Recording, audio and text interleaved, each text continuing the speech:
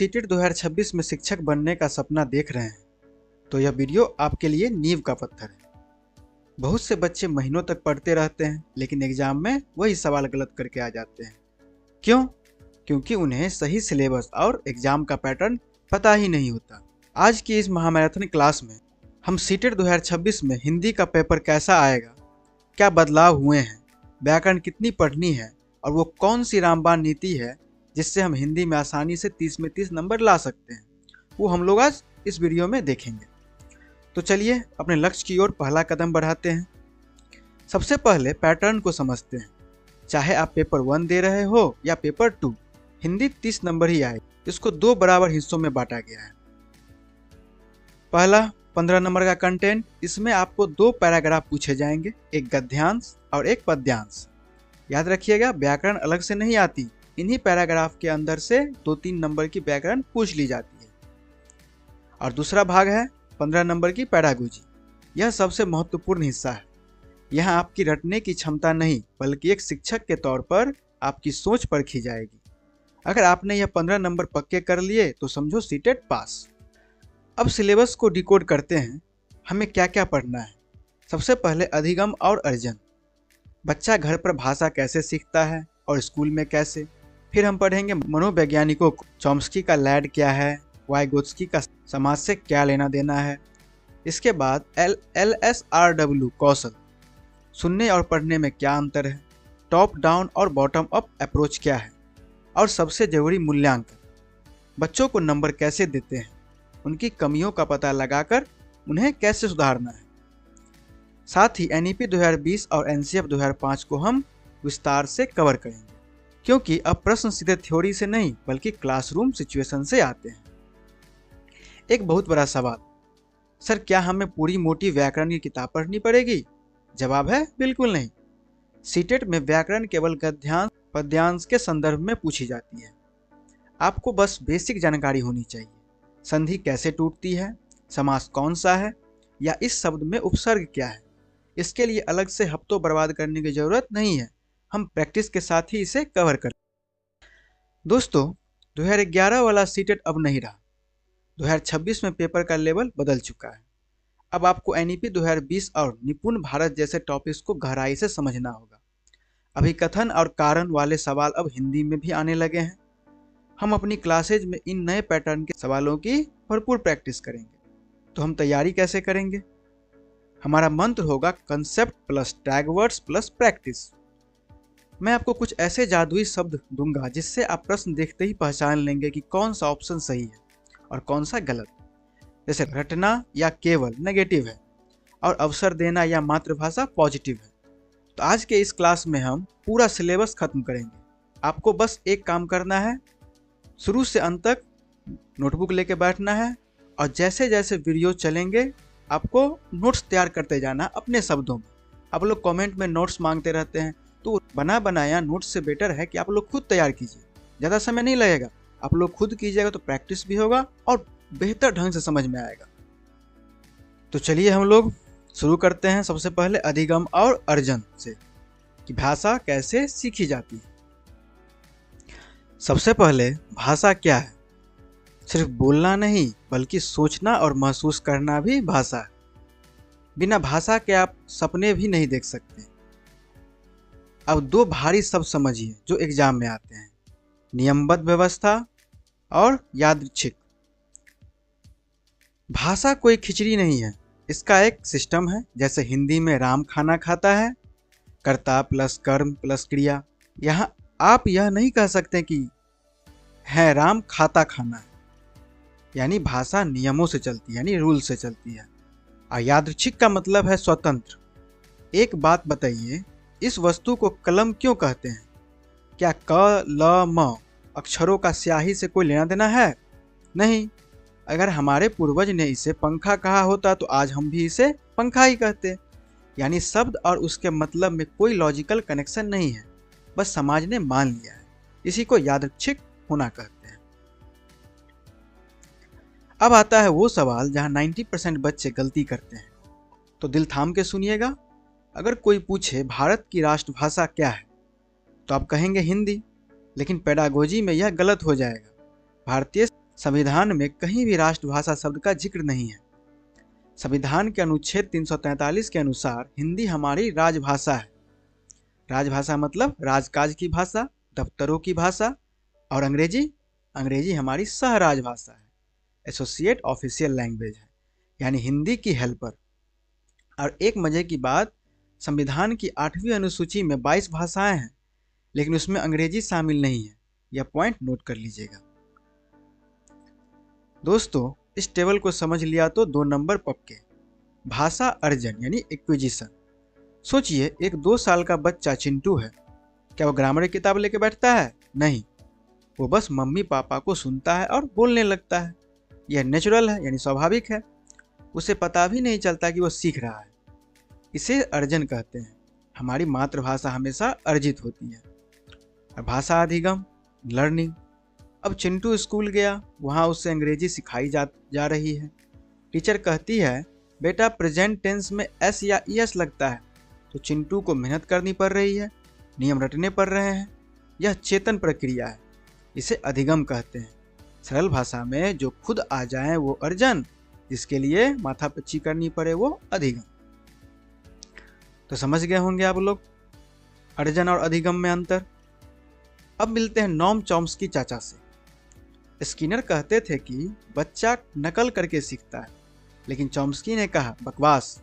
Chomsky का कहना है कि इंसानी बच्चा जब पैदा होता है तो उसके दिमाग में एक सॉफ्टवेयर पहले से इंस्टॉल होता है। उस सॉफ्टवेयर का नाम है लैड, लैंग्वेज एक्विजिशन डिवाइस। यह लैड क्या करता है? बच्चा जब अपने आसपास लोगों को सुनता है तो यह लैड उन बातों को स्कैन करता है और खुद ब खुद ग्रामर के नियम बना लेता है। इसीलिए बच्चा बिना रटे सही हिंदी बोलता है। मैं खाना खाऊंगा, वह यह नहीं कहता खाऊंगा खाना मैं। याद रखिएगा, जन्मजात क्षमता और सार्वभौमिक व्याकरण चॉम्स्की के कीवर्ड्स हैं।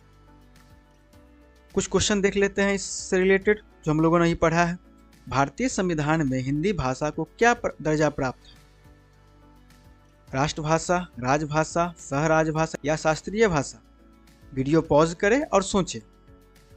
जल्दबाजी में ये मत लगा दीजिएगा। सही जवाब बी होगा, राजभाषा।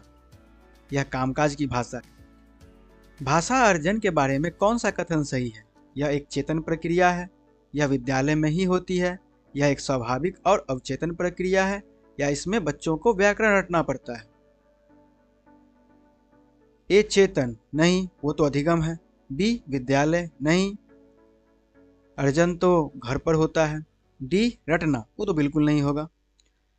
सही जवाब है ऑप्शन सी, स्वाभाविक और अवचेतन। जैसे मछली का तैरना स्वाभाविक है, वैसे ही बच्चे का अर्जन। चॉम्स्की के अनुसार बच्चों के पास भाषा सीखने की कैसी क्षमता होती है? ए अर्जित, बी जन्मजात, सी सांस्कृतिक या फिर डी व्याकरणिक। चॉम्स्की का नाम आते ही आपको क्या ढूंढना है? जी हाँ, सही जवाब है बी जन्मजात। वो कहते हैं बच्चा भाषा सीखने का टैलेंट लेकर ही पैदा होता है, बाद में नहीं खरीदता। अब हम लोग बात करेंगे 3 ऐसे मनोवैज्ञानिकों की जिनकी आपस में बिल्कुल नहीं बनती। एक कहता है नकल करो, दूसरा कहता है दिमाग लगाओ, और तीसरा कहता है बातचीत करो। जीन पियाजे, लेव वाइगोत्स्की और बीएफ स्किनर की थ्योरीज को उदाहरणों से समझेंगे। ऐसे उदाहरणों से समझेंगे कि आप नींद में भी सही जवाब टिक करेंगे। चलिए पेडागोजी का पोस्टमार्टम शुरू करते हैं। सबसे पहले मिलते हैं स्विट्जरलैंड के जीन पियाजे से। इनका मानना था कि बच्चा पहले सोचना सीखता है, बोलना बाद में। उदाहरण के लिए मान लीजिए एक छोटा बच्चा है जिसे भूख लगी है। उसके दिमाग में पहले यह विचार आएगा कि मुझे भूख लगी है, उसके बाद वो मम्मा या दूध शब्द बोलेगा। इसलिए पियाजे कहते हैं विचार पहले, भाषा बाद में। अब एक बहुत जरूरी टर्म समझिए, अहम केंद्रित वाक। आपने देखा होगा छोटे बच्चे खेलते समय खुद से बड़बड़ाते हैं, मेरी गुड़िया को भूख लगी है। पियाजे को लगता है कि बच्चा सेल्फिश है, यानी कि अहम केंद्रित है। वो बस अपनी धुन में है, उसे दुनिया से मतलब नहीं। इसलिए पियाजे के अनुसार इस बड़बड़ाने का सीखने में कोई फायदा नहीं।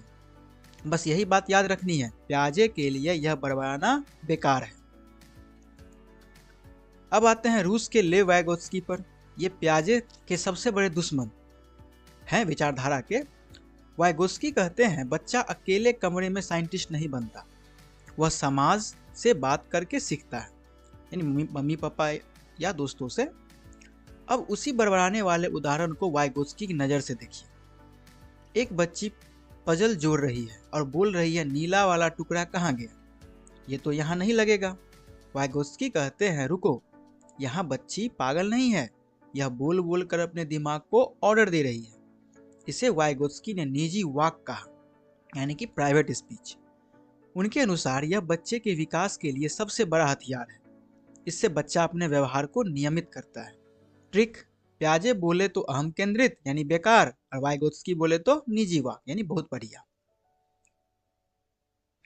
एक शब्द जो पेपर में बार बार आता है, पार या मचान यानी स्कैफोल्डिंग। इसे एक देसी उदाहरण से समझिए। जब बच्चा बोलना सीखता है वह कहता है मम्मा पानी दे। माँ कहती अच्छा मम्मा मुझे पानी दे दो, ऐसा बोलो बेटा। माँ ने जो यह वाक्य पूरा करवाया यही स्कैफोल्डिंग है। यह यानी पार या मचान है। यह मदद तब तक दी जाती है जब तक बच्चा खुद पूरा वाक्य बोलना सीख नहीं जाए। जैसे ही वो सीख जाता है मदद हटा ली जाती है। इसे ही सहयोग द्वारा सीखना कहते हैं। एक और एग्जाम्पल से समझते हैं।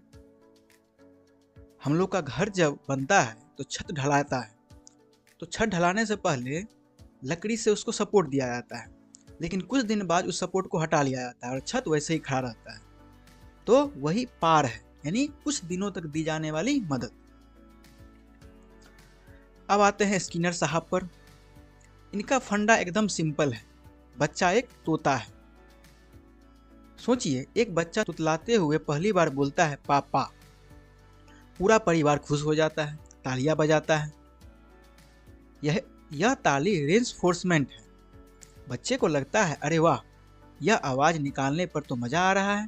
फिर वो बार बार पापा पापा करता है। यह इमिटेशन या ड्रिल है। स्किनर कहते हैं कि भाषा दिमाग से नहीं बल्कि रटने और नकल करने से आती है। अगर प्रश्न में नकल, अनुकरण या पुनर्बलन शब्द दिखे तो स्किनर को टिक कर दीजिएगा। इस टेबल का स्क्रीनशॉट ले लीजिए और दीवार पर चिपका दीजिए। अगर पूछे दिमाग या विचार पहले तो प्याजे, अगर पूछे समाज, संस्कृति या मदद तो वाइगोत्स्की, और अगर पूछे नकल या टॉफी यानी इनाम की बात हो तो स्किनर। बस इतना याद रख लीजिएगा तो 2 नंबर आपकी जेब में है। वैसे इसका और डिटेल वीडियो मेरा CDP का क्लास देखिएगा, प्लेलिस्ट में हो, उसमें और डिटेल में मिलेगा। लेकिन इसमें हम लोग हिंदी पैडागोजी की बात कर रहे हैं, तो सिर्फ जितना हिंदी में आता है उतना ही हम लोग पढ़ रहे हैं। तो कुछ क्वेश्चन देख लेते हैं, किस टाइप का क्वेश्चन आ सकता है। वाइगोत्स्की के अनुसार बच्चे भाषा कैसे सीखते हैं? ए, अकेले अभ्यास करके, बी, वयस्कों और साथियों के साथ अंतःक्रिया करके, सी, व्याकरण के नियम रटकर, या फिर डी, टीवी देखकर। वाइगोत्स्की का नाम आया है तो ए में है अकेले, तो नहीं, वो तो प्याजे का है। सी, रटकर है, वो स्किनर का है। तो सही जवाब हो जाएगा अंतःक्रिया, यानी कि बी, वाइगोत्स्की मतलब मिलजुल कर सीखना। एक और प्रश्न देख लेते हैं। एक बच्चा खिलौनों से खेलते हुए खुद से बातें कर रहा है। प्याजे इसे क्या कहेंगे? ए, निजी वॉक, बी, सामाजिक वॉक, सी, अहम केंद्रित वॉक, या फिर डी, मनोवैज्ञानिक विकार। सावधान हो जाइएगा, यहाँ प्याजे नाम दिया हुआ है। अगर वाइगोत्स्की होता तो ए सही होता, यानी निजी वाक। लेकिन प्याजे ने क्या कहा? उन्होंने कहा था सेल्फिश, यानी कि अहम केंद्रित। इसलिए इसका जवाब हो जाएगा ऑप्शन नंबर सी, अहम केंद्रित वाक, एगोसेंट्रिक स्पीच। एक और क्वेश्चन है, उसको भी देख ही लेते हैं। भाषा अनुकरण के माध्यम से सीखी जाती है, यह विचार किसका है? चॉम्स्की, स्किनर, प्याजे या फिर वाइगोत्स्की? अनुकरण मतलब नकल, और नकल कौन करवाता है? चॉम्स्की तो लैड वाले हैं, प्याजे विचार वाले हैं, और वाइगोत्स्की समाज वाले हैं। बचे कौन? B, Skinner. स्किनर ही कहते हैं कि भाषा नकल से आती है। अब हम लोग हिंदी पेडागोजी के दिल यानी भाषाई कौशलों की बात करेंगे, यानी लैंग्वेज स्किल्स की। हम सब जानते हैं कि कौशल 4 होते हैं, सुनना, बोलना, पढ़ना, लिखना। लेकिन सीटेट अब सीधे सवाल नहीं पूछता, अब सवाल ऐसे आते हैं। एक बच्चा कहानी सुनकर उसका अनुमान लगा रहा है, यह कौन सी प्रक्रिया है? तो हम लोग सुनना, बोलना, पढ़ना और लिखना चारों को समझेंगे। तो चलिए शुरू करते हैं। सबसे पहले बेसिक्स क्लियर करते हैं। भाषा के 4 पिलर हैं, LSRW, यानी सुनना, बोलना, पढ़ना और लिखना। L फॉर लिसन, सुनना, S फॉर स्पीच, बोलना, R फॉर रीड यानी पढ़ना और W फॉर राइट यानी लिखना। जब आप किसी को सुनते हैं या कोई किताब पढ़ते हैं तो ज्ञान आपके अंदर जाता है यानी ब्रेन में जाता है। इसे हम इनपुट या ग्रहणात्मक कौशल कहते हैं। अभिव्यक्त्यात्मक यानी प्रोडक्टिव, जब आप बोलते हैं या लिखते हैं तो ज्ञान आपके दिमाग से बाहर जाता है। इसे हम आउटपुट या उत्पादक कौशल कहते हैं। याद रखिएगा, ये चारों कौशल अलग अलग नहीं चलते, यह सब अंतः संबंधित हैं यानी इंटरकनेक्टेड है। ऐसा नहीं होता कि आज सिर्फ सुनेंगे और कल सिर्फ बोलेंगे। क्या सुनना और श्रवण एक ही चीज है? नहीं। मान लीजिए आप तमिल नहीं जानते और मैं आपके सामने तमिल में कुछ बोलूं, आपके कानों तक आवाज तो गई लेकिन आपको कुछ समझ नहीं आया, यानी ये हियरिंग हुआ। पेडागोजी की भाषा में यह श्रवण नहीं है यानी लिसनिंग नहीं है। लिसनिंग का मतलब है आवाज सुनना प्लस उसका अर्थ समझना। तो अगर एग्जाम में आए श्रवण कौशल का उद्देश्य क्या है, तो उत्तर होगा अर्थ ग्रहण करना। यानी हियरिंग में तो हम जैसे अभी बहुत सारी आवाज हम लोग सुन रहे हैं लेकिन ध्यान नहीं दे रहे हैं। तो जिस आवाज में हम ध्यान नहीं दे रहे हैं, समझ नहीं रहे हैं, तो वो हियरिंग हो गया यानी सुनना हो गया। श्रवण यानी कि लिसनिंग हुआ जिस पर हम ध्यान दे रहे हैं। जैसे अभी हम आपको पढ़ा रहे हैं, आप लोग हमारी बातों को समझ रहे हैं, तो ये लिसनिंग है। और अगल बगल जो बातें हो रही है, कुछ भी हो रही है, वो नहीं सुन, आप सुनाई तो दे रहा होगा लेकिन आप समझ नहीं पा रहे होंगे, यानी उसको ग्रहण नहीं कर पा रहे होंगे, वो हियरिंग है। तो अंतर समझ में आ गया होगा। अब आते हैं इस वीडियो के सबसे हॉट टॉपिक पर, बॉटम अप अप्रोच यानी ऊर्ध्वागामी प्रक्रिया। इससे एक मकान बनाने जैसा समझिए। मकान कैसे बनता है? पहले एक ईंट रखते हैं, फिर दीवार बनती है, फिर कमरा और अंत में पूरा घर। भाषा में भी जब हम सबसे छोटी इकाई से शुरू करते हैं, पहले ध्वनि सुनना, फिर अक्षर पहचानना, फिर शब्द बनाना, फिर वाक्य समझना। यानी पहले ध्वनि सुने, फिर अक्षर को समझे, पहचाने, उसका शब्द बनाए और शब्द से फिर वाक्य को बनाए। जब हम नीचे से ऊपर जाते हैं तो बॉटम अप या ऊर्ध्वगामी कहते हैं। उदाहरण के लिए क्लास में टीचर जब डिक्टेशन बोलता है तो बच्चा एक एक शब्द पर ध्यान देता है, यह बॉटम अप है। अब इसका उल्टा, टॉप डाउन अप्रोच, ऊपर से नीचे। यहाँ हम एक एक ईंट पर ध्यान नहीं देते, हम सीधे पूरे घर को देखते हैं। उदाहरण के लिए मान लीजिए आप अपने दोस्त से फ़ोन पर बात कर रहे हैं, आवाज़ थोड़ी कट रही है, फिर भी आप समझ जाते हैं कि वो क्या कर रहा है। कैसे? क्योंकि आप संदर्भ जानते हैं यानी कंटेक्स्ट जानते हैं और अपने पुराने ज्ञान का इस्तेमाल कर रहे हैं। जब बच्चा कहानी सुनता है और बीच के मुश्किल शब्दों को छोड़ते हुए बस कहानी का मजा लेता है, तो यह टॉप डाउन है। याद करने का ट्रिक, अगर अर्थ, अनुमान या संदर्भ की बात हो तो टॉप डाउन, अगर अक्षर, ध्वनि या डिक्टेशन की बात हो तो बॉटम डाउन यानी नीचे से ऊपर। हम लोगों ने एल फॉर लिसनिंग को समझा यानी श्रवण को समझा। अब आते हैं बोलना पर यानी स्पीकिंग पे। बोलना सिर्फ मुंह से आवाज निकालना नहीं है। तोता भी बोलता है पर उसे भाषा नहीं आती। बोलने का सबसे जरूरी नियम है संदर्भ, कंटेक्स्ट। अगर आप शमशान घाट पर जाकर कहें अरे वाह क्या मजेदार दिन है, तो लोग आपको पागल समझेंगे। पागल क्या, कूट देंगे। वाक्य व्याकरण से सही था पर संदर्भ गलत था। इसलिए सीटेट में अगर प्रश्न आए कि बोलने में सबसे महत्वपूर्ण क्या है, तो उत्तर शुद्ध उच्चारण नहीं बल्कि संदर्भ के अनुसार अपनी बात कहना होगा। एक और शब्द याद रखिएगा, अनुतान, इंटोनेशन। इसका मतलब है टोन बदलना। रोको मत जाने दो और रोको मत जाने दो, यहाँ सिर्फ टोन का फर्क है।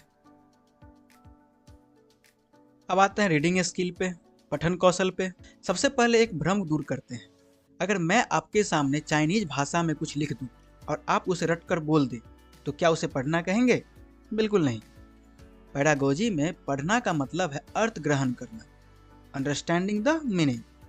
अगर आपने पढ़ा लेकिन समझा नहीं तो वो सिर्फ डिकोडिंग है, रीडिंग नहीं। सीटेट का फेवरेट सवाल है, पठन में सबसे जरूरी क्या है? जवाब होगा अर्थ समझना। अब आते हैं 1 करोड़ के टॉपिक पर, स्कैनिंग। स्कैनिंग का मतलब है चील की नज़र। जब आप भीड़ में अपने दोस्त को ढूंढते हैं तो क्या आप हर आदमी का चेहरा ध्यान से देखते हैं? नहीं, आपकी नज़रें बस उस चेहरे को स्कैन करती हैं। वैसे ही जब आप न्यूज़पेपर में राशिफल ढूंढते हैं या लिस्ट में अपना नाम ढूंढते हैं तो आप बाकी चीज़ें छोड़ देते हैं और बस उस खास जानकारी को खोजते हैं। इसे स्कैनिंग या बारीकी से पठन कहते हैं। ये पठन के प्रकार हैं, स्कैनिंग और दूसरा है स्कीमिंग। इसे कहते हैं मक्खन निकालना। अगर आप दूध से मलाई उतारते हैं, स्कीम करते हैं, तो आप ऊपर ऊपर से मेन चीज ले लेते हैं। रीडिंग में भी जब आप पूरा पाठ नहीं पढ़ते, बस जल्दी जल्दी यह देखते हैं कि आखिर मामला क्या है, इस कहानी का सार क्या है, तो उसे स्कीमिंग कहते हैं। फर्क समझे? नंबर या नाम ढूंढना स्कैनिंग यानी विशिष्ट, नजर गड़ा के, और कहानी का सार यानी थीम समझना, उसे स्कीमिंग कहते हैं यानी सामान्य। 2 और भाई हैं, इंटेंसिव एंड एक्सटेंसिव, यानी गहन और विस्तृत पठन। जब कल एग्जाम हो और आप किताब का एक एक शब्द रट रहे हो, वो गहन पठन है। यहाँ आप व्याकरण और डिटेल्स पर फोकस करते हैं। एक्सटेंसिव यानी विस्तृत, जब आप ट्रेन में टाइम पास करने के लिए चंपक या नॉवेल पढ़ते हैं, वहाँ आप डिक्शनरी लेकर नहीं बैठते। अगर कोई शब्द समझ नहीं आया तो छोड़ देते हैं, क्योंकि आपका मकसद सिर्फ मजा है यानी प्लेजर है। तो ट्रिक यह है कि अगर मजा और आनंद हो तो एक्सटेंसिव यानी विस्तृत, और पढ़ाई और टेंशन हो तो इंटेंसिव यानी गहन। अब आते हैं LSRW का लास्ट लेटर पे, W यानी कि राइटिंग स्किल, लेखन कौशल पर। लिखना कोई जादू नहीं है कि पेन उठाया और गोदान लिख दिया। यह एक प्रोसेस है, प्रक्रिया है। सीटेट हमेशा पूछता है, लेखन के लिए क्या सबसे जरूरी है? ए, सुंदर लिखावट, बी, विचारों की मौलिकता। तो जवाब होगा बी, विचारों की मौलिकता यानी ओरिजिनल थॉट्स। स्टेप्स याद रखिएगा, पहले दिमाग में आइडिया आया, फिर एक रफ कॉपी लिखा, फिर पढ़ा और लगा कि कुछ छूट गया हो तो उसे जोड़ा, फिर स्पेलिंग और कॉमा ठीक किया और अंत में फेयर किया। इसी क्रम को रट लीजिएगा, एग्जाम में क्वेश्चन आ सकता है ना। कुछ क्वेश्चन देख लेते हैं 1-2। श्रवण कौशल के बारे में क्या सत्य है? ए, यह केवल ध्वनियों को सुनता है। बी, यह एक निष्क्रिय कौशल है। सी, यह अर्थ ग्रहण करने की प्रक्रिया है। या फिर डी, इसका विकास केवल प्रयोगशाला में हो सकता है। श्रवण यानी लिसनिंग क्या है? ए, सिर्फ सुनना, नहीं वो तो हियरिंग है। बी, निष्क्रिय, बिल्कुल नहीं, सुनते वक्त दिमाग एक्टिव रहता है। तो सही उत्तर सी हो जाएगा, अर्थ ग्रहण करना। मीनिंग नहीं समझा तो सब बेकार। नंबर 2, एक शिक्षक बच्चों को कहानी सुनाते समय अनुमान लगाने के लिए कहता है। यह श्रवण की कौन सी उपकौशल है? ए, बॉटम अप यानी ऊर्ध्वगामी। बी, टॉप डाउन यानी अधोगामी। सी, श्रुतलेख। या फिर डी, सस्वर पठन। दिमाग की बत्ती जलाइए, बच्चा अनुमान लगा रहा है। अनुमान लगाने के लिए उसे कहानी का संदर्भ यानी कंटेक्स्ट को समझना होगा, एक एक अक्षर नहीं। जहां संदर्भ और अनुमान आ जाए वहां हम ऊपर से नीचे यानी कि मीनिंग से शब्दों की तरफ जाते हैं। तो सही जवाब हो जाएगा option B, top to down यानी कि अधोगामी। बच्चों के बोलने के कौशल यानी स्पीकिंग का आकलन करने के लिए सबसे अच्छा तरीका क्या है? ए, कठिन शब्दों का उच्चारण करवाना। बी, सुनी हुई कहानी को अपने शब्दों में कहने को कहना। सी, पाठ्य पुस्तक पढ़वाना। या फिर डी, व्याकरण के नियम पूछना। बोलने का टेस्ट कैसे लेंगे? कठिन शब्द बुलवाकर? नहीं, वो तो रटना हुआ। किताब पढ़वाकर? वो तो रीडिंग हुआ। तो सही जवाब होगा ऑप्शन बी, सुनी हुई कहानी को अपने शब्दों में कहना। जब बच्चा अपने शब्दों में बोलता है तभी पता चलता है कि उसे भाषा पर पकड़ है या नहीं। एक छात्र अखबार में नौकरी के लिए विज्ञापन को ध्यान से पढ़ रहा है ताकि वह संपर्क नंबर ढूंढ सके। यह पठन का कौन सा प्रकार है? ए. सरसरी पठन, बी. बारीकी से पठन, सी. विस्तृत पठन या फिर सस्वर पठन। छात्र क्या ढूंढ रहा है? संपर्क नंबर। नंबर एक विशिष्ट जानकारी है, यानी कि स्पेसिफिक इंफॉर्मेशन है, और विशिष्ट जानकारी ढूंढने के लिए हम क्या करते हैं? जी हाँ, सही जवाब बी, यानी स्कैन करते हैं, यानी स्कैनिंग। बारीकी से पठन यानी चील की नजर। नेक्स्ट है, पठन के समय सरसरी तौर पर पढ़ने का क्या अर्थ है, यानी स्किमिंग का क्या अर्थ है? ए. पाठ सामग्री का केंद्रीय भाव समझना, बी. विशिष्ट तथ्य ढूंढना, सी. प्रत्येक शब्द को ध्यान से पढ़ना, या फिर डी. लेखक का परिचय जानना। अब बात स्किमिंग की है। स्किमिंग का मतलब मलाई निकालना। हम जल्दी जल्दी क्यों पढ़ते हैं? ताकि पता चले कि बात क्या है। तो सही जवाब हो जाएगा ऑप्शन ए, पाठ सामग्री का केंद्रीय भाव समझना। बी तो स्कैनिंग है और सी गहन पठन है। एक शिक्षक बच्चे को कहता है, पहले सोचो, फिर लिखो, फिर सुधारो। वह लेखन के किस उपागम का पालन कर रहा है? ए. उत्पाद उपागम, बी. प्रक्रिया उपागम, सी. श्रुतलेख उपागम या फिर डी. व्याकरण अनुवाद। शिक्षक कह रहा है सोचो, लिखो, सुधारो। यह स्टेप बाय स्टेप चल रहा है। यह तो लेखन का यानी प्रक्रिया उपागम है।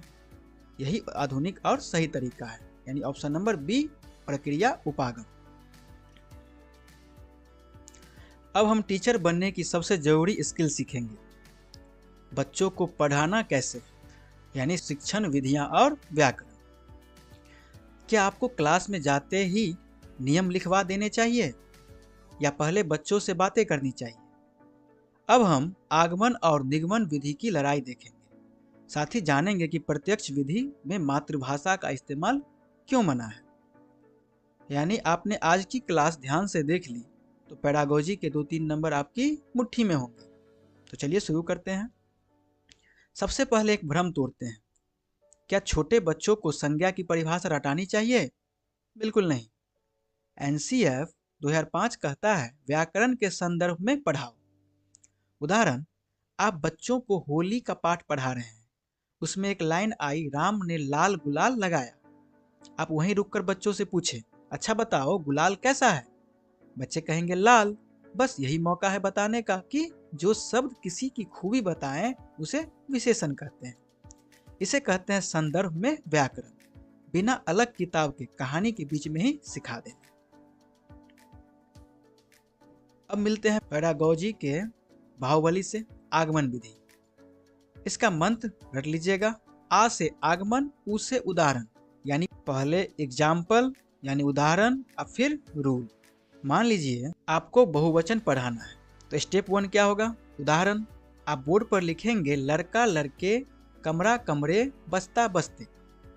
स्टेप 2 होगा निरीक्षण। आप पूछेंगे बच्चों इन सब में क्या बदल रहा है? बच्चे कहेंगे सर सब में पीछे ए की मात्रा लग रही है। तो स्टेप 3 में नियम बताएंगे। तब आप कहेंगे शाबाश, जब हम आ को ए में बदलते हैं तो वो बहुवचन बन जाता है।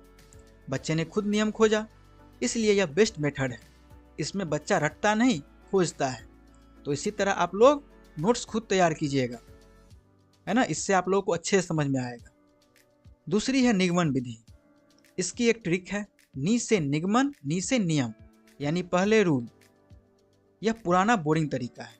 उदाहरण के लिए, टीचर क्लास में आया और सीधा बोर्ड पर लिख दिया। जिस शब्द के अंत में ता आता है वो भाववाचक संज्ञा है। चलो अब इसके 10 उदाहरण लिखो। बच्चे को कुछ समझ नहीं आया कि भाववाचक क्या है, बस उसने नियम रट लिया। यह विधि शिक्षक का काम आसान करती है, लेकिन बच्चे का दिमाग कुंद कर देती है। प्राथमिक स्तर पर इससे बचना चाहिए। अब एक ऐसी विधि जो इंग्लिश मीडियम स्कूलों में बहुत चलती है, प्रत्यक्ष विधि यानी कि डायरेक्ट मेथड। इसका एक ही वसूल है, नो मदर टंग, मातृभाषा का प्रयोग मना है। अगर आप इंग्लिश सिखा रहे हैं तो क्लास में हिंदी का एक शब्द भी नहीं बोलेंगे। अगर आपको एप्पल समझना हो तो आप सेब नहीं बोलेंगे, आप असली एप्पल दिखाएंगे या चित्र बनाएंगे। इसे प्राकृतिक विधि भी कहते हैं, क्योंकि इसमें बच्चा दूसरी भाषा वैसे ही सीखता है जैसे उसने अपनी मातृभाषा सीखी थी, बिना अनुवाद के सीधे सुनकर। एक विधि है व्याकरण अनुवाद विधि। यह हमारे सरकारी स्कूलों वाली पुरानी विधि है। टीचर एक लाइन इंग्लिश में पढ़ते हैं, फिर उसका हिंदी अनुवाद बताते हैं। Ram goes to school, Ram school जाता है। इसे ग्रामर ट्रांसलेशन मेथड कहते हैं, यानी कि व्याकरण अनुवाद विधि। इसमें बच्चा लिखना पढ़ना तो सीख जाता है, लेकिन जब बोलने की बारी आती है तो वो पहले मन में हिंदी सोचता है, फिर ट्रांसलेट करता है और अटक जाता है। इसलिए यह विधि स्पोकन लैंग्वेज के लिए बेकार है। तो आप लोग समझ गए होंगे इस टॉपिक को। चलिए कुछ प्रश्न देखते हैं इसमें। व्याकरण शिक्षण की वह पद्धति अपेक्षाकृत अधिक उचित है जिसमें बच्चे नियमों को कंठस्थ कर लेते हैं या रट लेते हैं। बच्चे उदाहरणों से नियमों की ओर जाते हैं। बच्चे नियमों से उदाहरणों की ओर जाते हैं, या फिर बच्चे केवल किताब का प्रयोग करते हैं। सबसे उचित तरीका कौन सा है? ए कंठस्थ करना, नेगेटिव टैग वर्ड है, काट दीजिए उसको।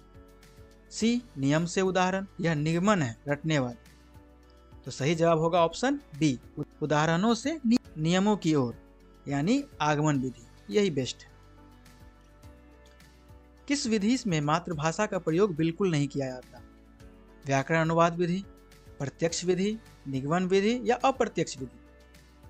कीवर्ड को पकड़िए, मातृभाषा का प्रयोग नहीं। अनुवाद विधि में तो पूरा अनुवाद ही मातृभाषा में होता है। ऑप्शन बी प्रत्यक्ष विधि, इसमें हम सीधा टारगेट लैंग्वेज पे बात करते हैं। नो हिंदी नो ट्रांसलेशन, इसलिए ऑप्शन बी इसका सही जवाब हो जाएगा, प्रत्यक्ष विधि, यानी कि डायरेक्ट मेथड। ज्ञात से अज्ञात और मूर्त से अमूर्त शिक्षण सूत्र किस विधि में लागू होते हैं? ए निगमन विधि, बी आगमन विधि, सी दोनों या फिर डी इनमें से कोई नहीं। सोचिए, ज्ञात क्या होता है? बच्चे का अनुभव या उदाहरण। अज्ञात क्या है? व्याकरण का नियम।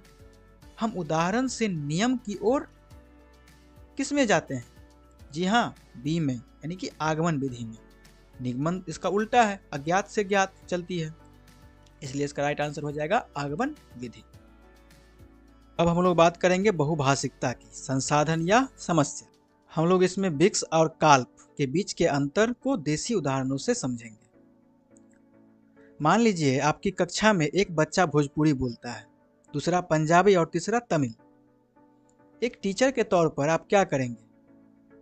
सर पीट लेंगे या खुश होंगे?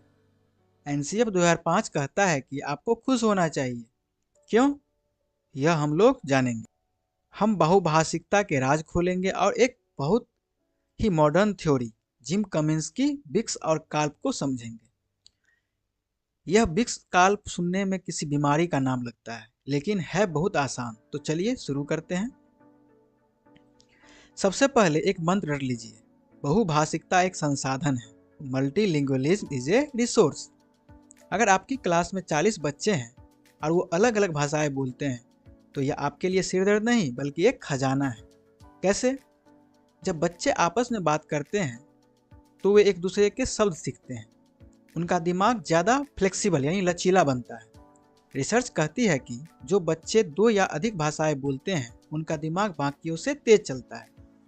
तो अगर कोई बच्चा अपनी मातृभाषा में जवाब दे तो उसे डांटना मत, बल्कि उसे स्वीकार करना और उसे संसाधन की तरह यूज करना। अब आते हैं स्टार टॉपिक पर, जिम कमिंस। इन्होंने कहा कि भाषा 2 तरह की होती है, पहला है विक्स और दूसरा कैल्प। विक्स, इसे याद रखो, खेल के मैदान की भाषा। जब आप दोस्तों से गप्पे लड़ाते हैं, सब्जी वाले से मोल भाव करते हैं, भैया आलू कैसे दिए, यह विक्स है। यह भाषा हम जल्दी सीख जाते हैं, 6 महीने से 2 साल में। इसमें ग्रामर की ज़्यादा चिंता नहीं होती। दूसरा है कैल्प, इसे याद रखना है क्लासरूम की भाषा से। जब आपको प्रकाश संश्लेषण पर निबंध लिखना हो या कोर्ट में बहस करनी हो, यहाँ आप यह नहीं कह सकते वो पेड़ का खाना बनाने वाला सीन। आपको सही शब्द और तर्क चाहिए, इसे कैल्प कहते हैं।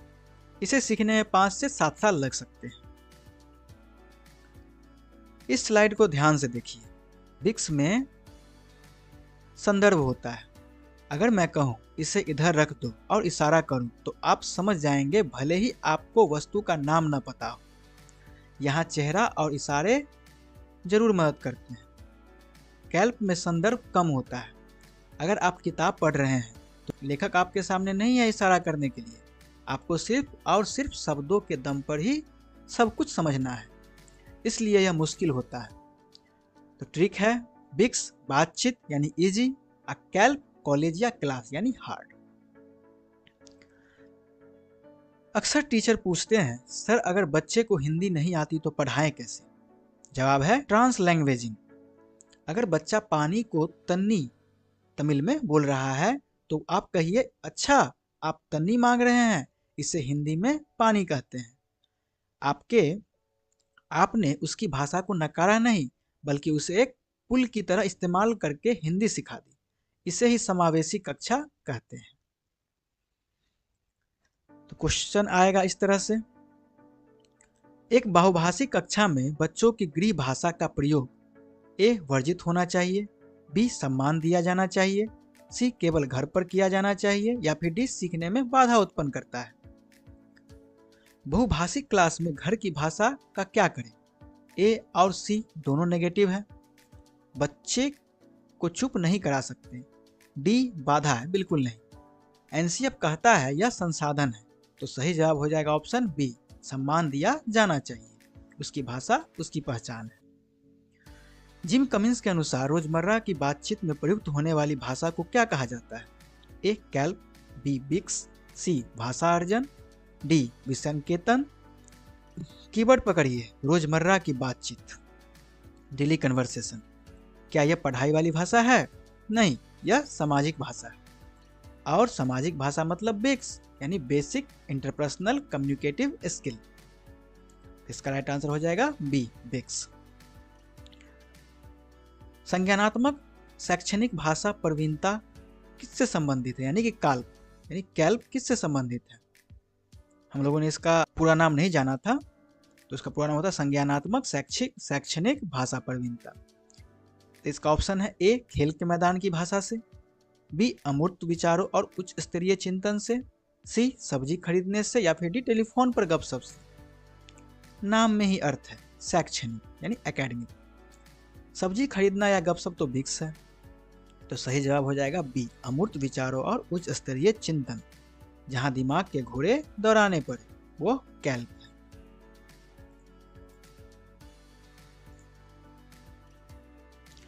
अब हम बात करेंगे उन हथियारों की जो एक टीचर को क्लासरूम में बाहुबली बनाते हैं। जी हाँ, मैं बात कर रहा हूँ TLM, टीचिंग लर्निंग मटेरियल की। अक्सर हम सोचते हैं कि पढ़ाई सिर्फ किताबों से होती है, लेकिन NCF 2005 कहता है रुको जरा। आज हम जानेंगे कि क्या रेलवे का टिकट या होटल का मेनू कार्ड भी हिंदी सिखाने में काम आ सकता है, और क्या पाठ्य पुस्तक ही सब कुछ है।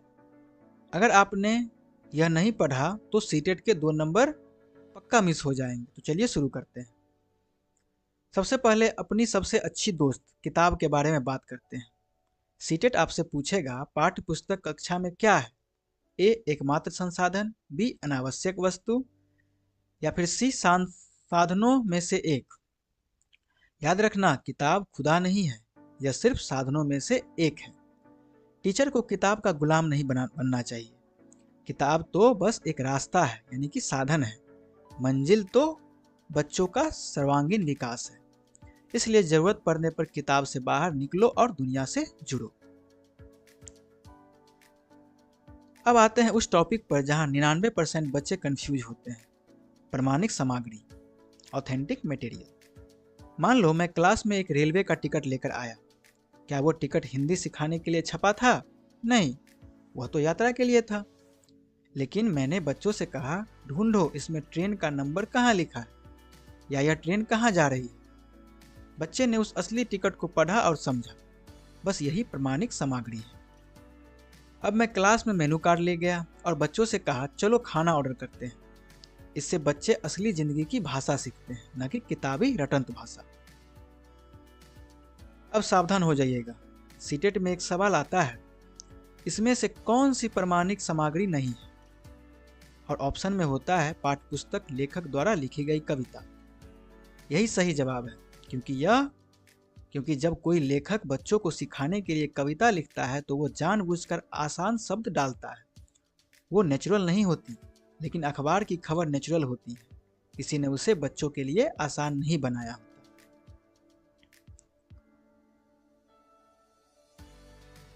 अब हम लोग बाल साहित्य को समझते हैं। छोटे बच्चों को व्याकरण के नियम नहीं, कहानियां चाहिए। बाल साहित्य जैसे पंचतंत्र, चंपक का क्लास में होना बहुत जरूरी है। क्यों? क्योंकि जब बच्चा मजेदार कहानी पढ़ता है तो उसे पता भी नहीं चलता और वो नए शब्द सीख जाता है या उसकी कल्पना को पंख देता है। अगर प्रश्न आए प्राथमिक स्तर पर भाषा सीखने का सबसे महत्वपूर्ण संसाधन क्या है, तो बेझिझक बाल साहित्य लगा देना। अब TLM यानी अन्य सहायक सामग्री।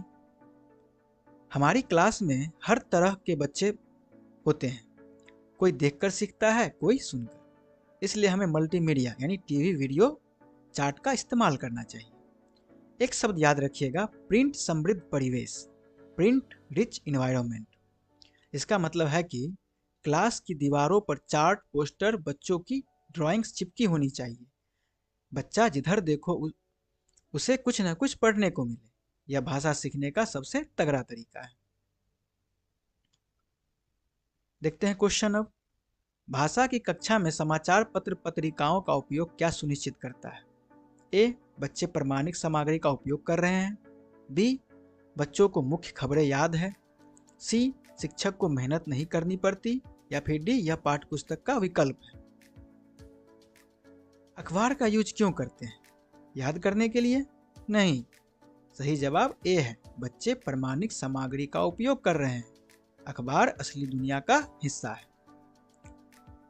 सेकंड है, प्राथमिक स्तर पर बाल साहित्य का चयन करते समय आप किस बिंदु को सर्वाधिक महत्व देंगे? ए, छपाई की गुणवत्ता। बी, रंगीन चित्र। सी, सार्थक पुनरावृत्ति।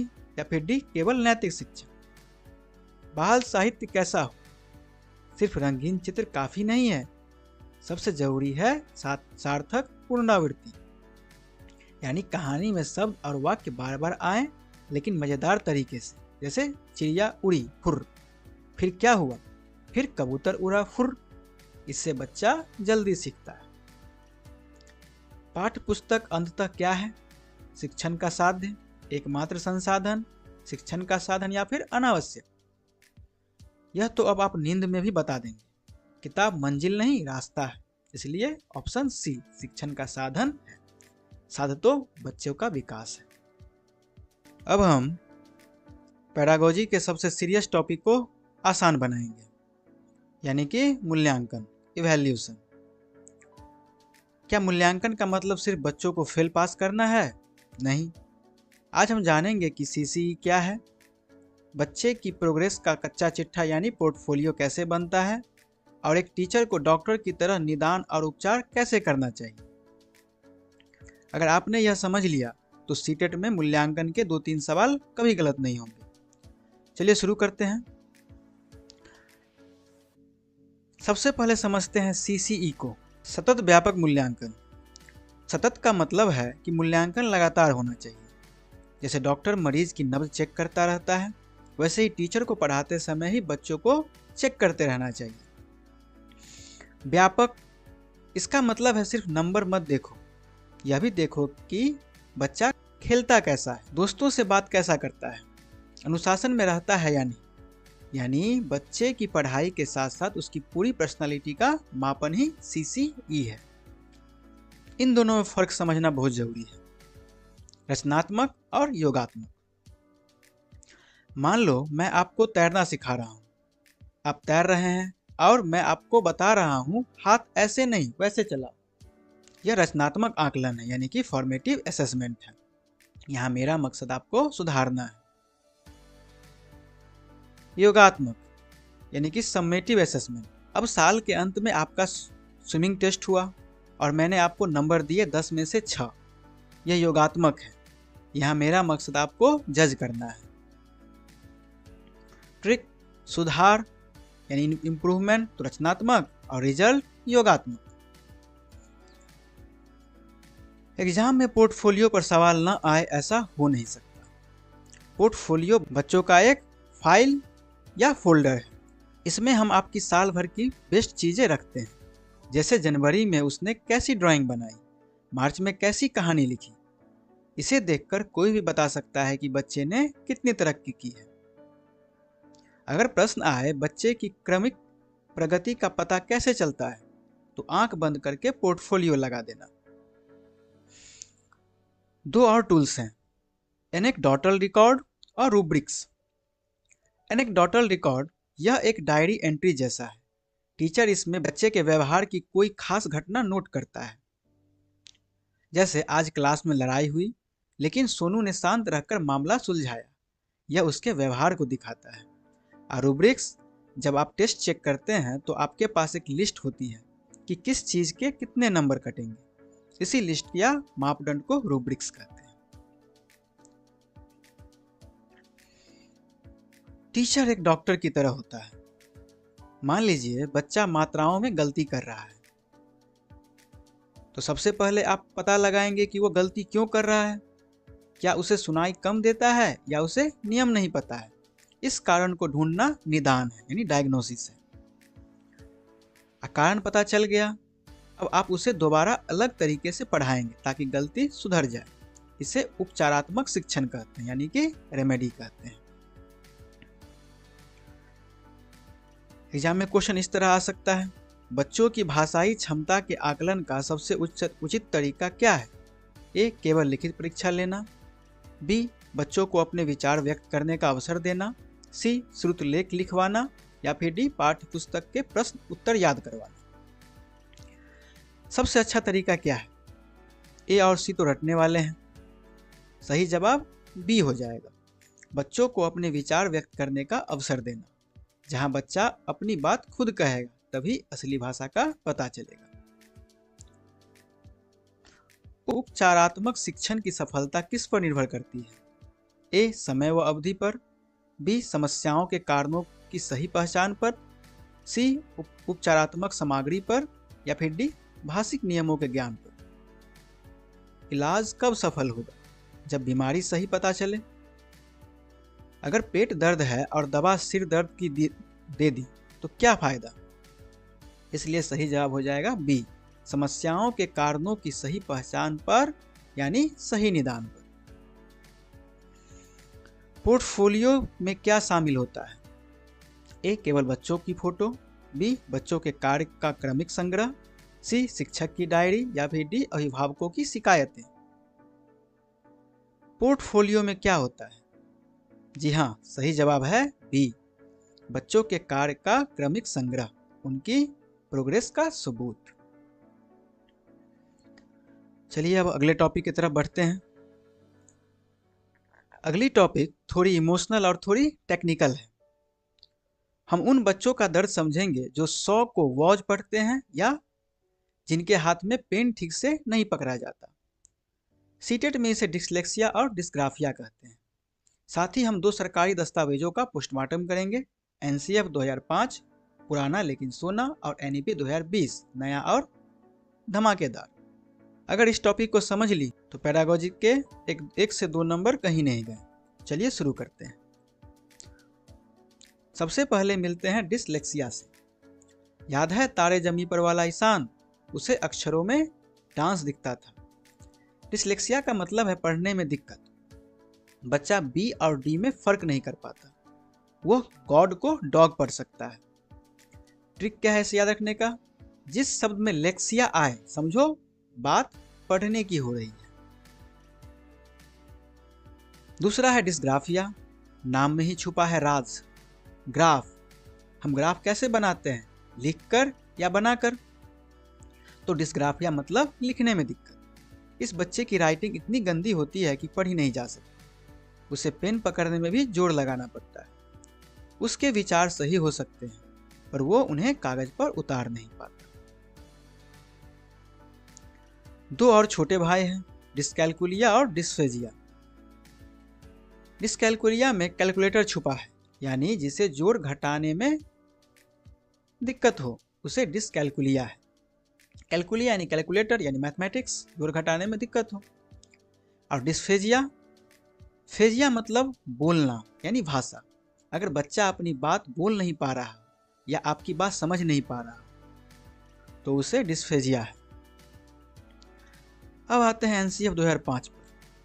यह वह किताब है जो बताती है कि इंडिया के स्कूलों में क्या और कैसे पढ़ाना है। इसके 2 नियम को अच्छे से समझ लीजिएगा। पहला, ज्ञान को बाहरी जीवन से जोड़ो।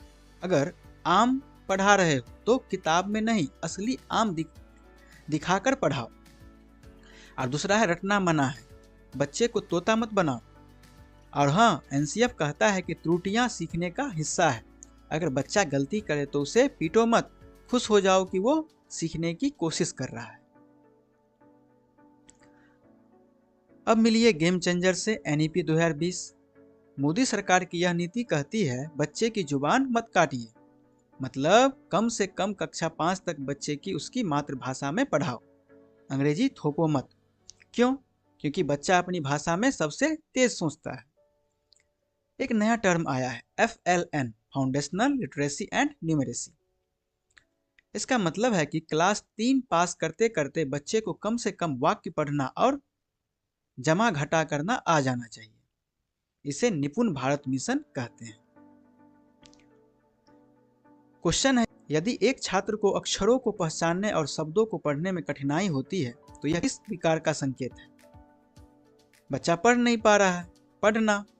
और रीडिंग की बीमारी कौन सी थी? ईशान अवस्थी वाली। तो सही जवाब बी, डिसलेक्सिया। ये तो लिखने की है। राष्ट्रीय शिक्षा नीति 2020 प्राथमिक स्तर पर किस भाषा में शिक्षा देने की वकालत करती है? अंग्रेजी भाषा, हिंदी भाषा, मातृभाषा या संस्कृत भाषा? एनईपी 2020 का सबसे बड़ा फोकस क्या है? अंग्रेजी? बिल्कुल नहीं। सिर्फ हिंदी? वो भी नहीं। यानी सही जवाब है मातृभाषा, यानी ऑप्शन सी, चाहे वो तमिल हो, बंगाली हो या भोजपुरी। एनसीएफ 2005 के अनुसार गलतियां क्या है? बच्चों की नाकामी का सबूत है, तुरंत सुधार देनी चाहिए, सीखने सिखाने की प्रक्रिया का विभिन्न अंग है, या अध्यापकों के लिए सिरदर्द है। गलतियों को लेकर एनसीएफ क्या सोचता है? बी, तुरंत सुधारना नहीं, इससे बच्चा डर जाएगा।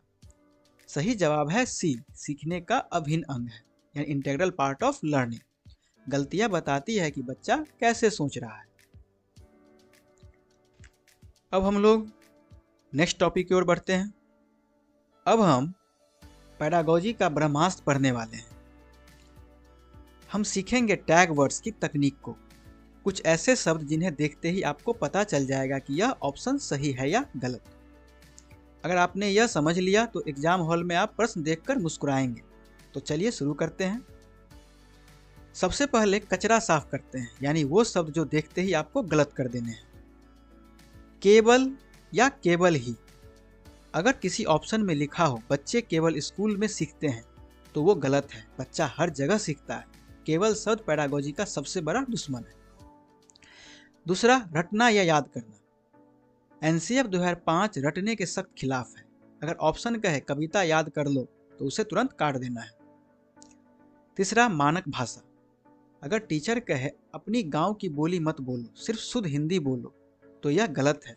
बच्चे की मातृभाषा को कभी नहीं रोकना चाहिए। ट्रिक, जिस ऑप्शन में बच्चे को रोका जाए, डराया जाए या रटाया जाए, वह उत्तर कभी नहीं हो सकता है। अब आते हैं उन जादुई शब्दों पर जो आपको नंबर दिलाएंगे। पहला है अवसर, अपॉर्चुनिटी। पूरी पेडागोजी का राजा शब्द है यह। जिस ऑप्शन में बच्चे को बोलने, पढ़ने या लिखने का अवसर मिल रहा हो, आंख बंद करके उसे टिक कर देना है।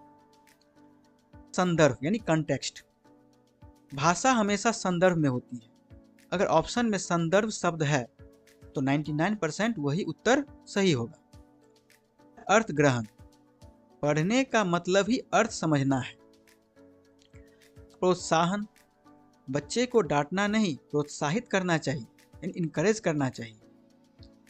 ट्रिक यह है, जिस ऑप्शन में बच्चा एक्टिव है और टीचर सपोर्टिव है, वही सही जवाब। तो प्रश्न कुछ इस तरह से आ सकता है, भाषा सीखने में सबसे महत्वपूर्ण क्या है? पाठ्य पुस्तक का कठोर पालन, भाषा प्रयोग के अवसर उपलब्ध कराना, व्याकरण के नियमों को कंठस्थ करना, या फिर केवल मानक भाषा का प्रयोग। ऑप्शन ए में कठोर है वो गलत है, ऑप्शन सी में कंठस्थ रटना है वो भी गलत है, डी केवल है तो गलत तो होगा ही। बचा क्या? ऑप्शन बी, इसमें अवसर शब्द है, यही हमारा सही उत्तर है। देखा कितना आसान है। राष्ट्रीय पाठ्यचर्या की रूपरेखा 2005 के अनुसार शिक्षक की भूमिका क्या है? सत्तावादी, सुविधादाता, तानाशाह या उपदेशक? टीचर क्या है? बॉस? नहीं। एनसीएफ कहता है टीचर एक सुविधादाता है, उसका काम है बच्चे को सीखने में मदद करना, उस पर हुक्म चलाना नहीं। तो सही जवाब ऑप्शन बी हो जाएगा। तो हिंदी पेडागोजी की सीरीज खत्म हो चुकी है। हिंदी पेडागोजी में इससे बाहर क्वेश्चन नहीं आने वाले हैं। तो 15 नंबर तो आपकी जेब में आ गए, लेकिन बाकी के 15 नंबर का क्या, जो गद्यांश और पद्यांश में आते हैं, यानी पैसेज और पोएम में आते हैं, और उनके बीच में छिपी व्याकरण का क्या? क्या आपको पूरी व्याकरण की किताब रटनी पड़ेगी? बिल्कुल नहीं।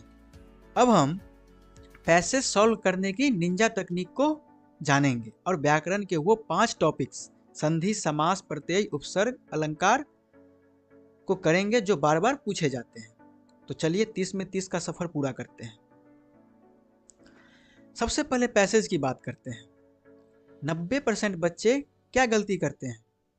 वो पहले आराम से पूरा पैसेज पढ़ते हैं, कहानी का मजा लेते हैं और फिर सवाल पढ़ते हैं। तब तक वो भूल चुके होते हैं कि क्या पढ़ा था। आपको यह नहीं करना है, आपको उल्टा चलना है। पहले प्रश्न पढ़े। अगर प्रश्न है लेखक ने नदी को क्या कहा है, आपके दिमाग में कीवर्ड आ गई नदी। अब पैसेज में सिर्फ नदी शब्द ढूंढिए, जहां नदी मिलेगी उत्तर वहीं आसपास होगा। इसे कहते हैं स्कैनिंग टेक्निक, हम लोगों ने पढ़ा भी था पेडागोजी में। इससे आपका टाइम आधा हो जाएगा। व्याकरण में सबसे ज्यादा सवाल उपसर्ग और प्रत्यय से आते हैं। सिंपल फंडा है, शब्द को तोड़ो और मूल शब्द बाहर निकालो, यानी जिसका कोई अर्थ हो उसको बाहर निकालो। जैसे शब्द है असफलता, इसमें सफल मूल शब्द है, इसके आगे अ लगा है, यह उपसर्ग है, इसके पीछे ता लगा है, यह प्रत्यय है। बस इतना ही करना है, जबरदस्ती शब्द मत तोड़िएगा, अर्थ निकलना चाहिए। संधि और समास में बच्चे डरते हैं, पर सीटेट में बहुत बेसिक आता है समास की ट्रिक। अब शब्द में गिनती हो, त्रिभुज, चौराहा, द्विगु समास। अगर बीच में और या का भाव हो, यानी सुख दुख, तो द्वंद्व समास। अगर तोड़ने पर का, के, की, में, पर आए तो तत्पुरुष समास। रसोई घर क्या हो जाएगा? रसोई के लिए घर या रसोई का घर। 90% सवाल इन्हीं तीनों से आते हैं। पद्यांश में 1-2 नंबर का अलंकार पक्का आता है। पहला अनुप्रास, अगर एक ही अक्षर बार बार आए तो अनुप्रास होगा। तरनी, तनुजा, तट, तमाल, तो ये अनुप्रास हो गया। उपमा, अगर सा, सी, से लगा हो, जैसे सागर सा गंभीर हृदय हो, तो उपमा। अब मानवीकरण, तीसरा मानवीकरण है। अगर कवि कहे मेघ आए बन ठन के, अब बादल तैयार होकर तो आ नहीं सकते, यह इंसानों का काम है। जब प्रकृति इंसानों जैसा काम करे तो मानवीकरण होता है। बहुत बच्चे कहते हैं सर कहानी तो समझ आ जाती है, पर कविता सिर के ऊपर से जाती है। टेंशन मत लीजिए, आपको कवि नहीं बनना है। कविता पढ़ते समय एक एक शब्द का मीनिंग मत डिक्शनरी में ढूंढो, बस यह देखो कि मूड क्या है। क्या कवि देश की तारीफ कर रहा है या प्रकृति की? अगर आपको विगह का मतलब नहीं पता तो भी चलेगा, बस पूरी लाइन का भाव समझो। और सबसे बड़ी मदद, ऑप्शंस देखो, वो आपको सही रास्ता दिखा देंगे। तो हम लोगों ने पूरे डिटेल से नहीं पढ़ा व्याकरण को, लेकिन मैंने इतना बता दिया है कि एग्जाम में आपका मैक्सिमम सवाल बन जाएगा व्याकरण से। तो चलिए 1-2 क्वेश्चन देख लेते हैं। यथाशक्ति में कौन सा समास है? तत्पुरुष, अव्ययी भाव, द्विगु या द्वंद्व? यथाशक्ति मतलब शक्ति के अनुसार। जिस शब्द के आगे यथा, प्रति, आ, भर जैसे प्रतिदिन, आजन लगा हो वो हमेशा अव्ययी भाव समास होता है। यह एक सुपर ट्रिक है। हम लोगों ने अव्ययी भाव समास को नहीं देखा था, चलिए यहीं पर समझ लिए कि जिस शब्द के आगे यथा, प्रति, आ, भर जैसे प्रतिदिन लगा हो वो हमेशा अव्ययी भाव समास होगा। व्याकरण का होगा तो और अच्छे से देख लीजिएगा, लेकिन ये शॉर्ट टर्म में व्याकरण को जितना समझना था उतना हम लोगों ने देख ही लिया है। तो पैडागोजी को हमने अच्छे से समझा है और व्याकरण का भी मैंने कुछ बता ही दिया है और गद्यांश पद्यांश बनाने का ट्रिक भी दे ही दिया है। तो इसी के साथ हमारा हिंदी का पूरा सिलेबस खत्म होता है। हमने पैडागोजी को समझा और व्याकरण की स्मार्ट ट्रिक्स भी जान ली। अब आपका काम है पिछले 5 साल के पेपर्स उठाओ और टाइमर लगाकर प्रैक्टिस करो। तो चलिए इसी के साथ हम लोग इस क्लास को ख़त्म करते हैं। पढ़ते रहिए, मुस्कुराते रहिए। जय हिंद।